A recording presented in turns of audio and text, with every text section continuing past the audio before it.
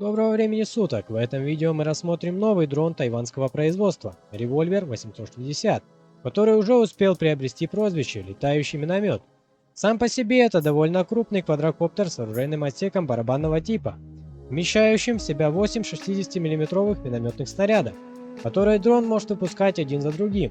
Также, по данным производителя, беспилотник может быть модифицирован для установки мин калибра 81 мм или даже 120 мм. С полной загрузкой Revolver 860 может находиться в воздухе от 25 до 40 минут.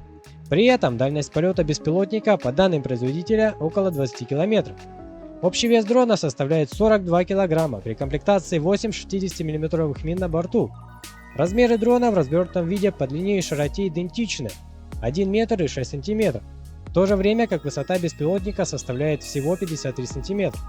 В сложенном виде летательный аппарат занимает лишь немного меньше места в ширину, но все так же остается довольно габаритным. Общая тяга двигателей беспилотника составляет 140 кг. Не каждый аппарат такого типа способен выдать настолько высокие показатели. По заявлениям создателей, каркас летательного аппарата представляет собой складную конструкцию из нескольких композитных материалов авиационного класса. 30-дюймовые установленные на беспилотнике пропеллеры, по данным производителя, изготавливаются из углеродного волокна. По заявлению издания WP Tech, данные беспилотники закупались польскими компаниями у тайваньского производителя с начала 2022 года, после чего были отправлены в Украину. По заявлениям медиаресурса, в общем числе 800 боевых дронов были переданы польской стороной. Согласно сообщениям некоторых СМИ, производитель беспилотников, компания Drones Vision, признала, что поставки летающих аппаратов и прочего оборудования польским компаниям значительно выросли в марте 2022 года и с тех пор неуклонно растут.